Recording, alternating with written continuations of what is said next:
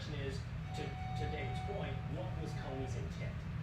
I think that's exactly right. But it doesn't mean what's his subjective intent. It means what do you and me, Will, as reasonable observers looking at what Comey posted, or what would a reasonable juror think his message meant? It doesn't mean that Comey, for example, ever intended to try to kill the president. It doesn't mean that Comey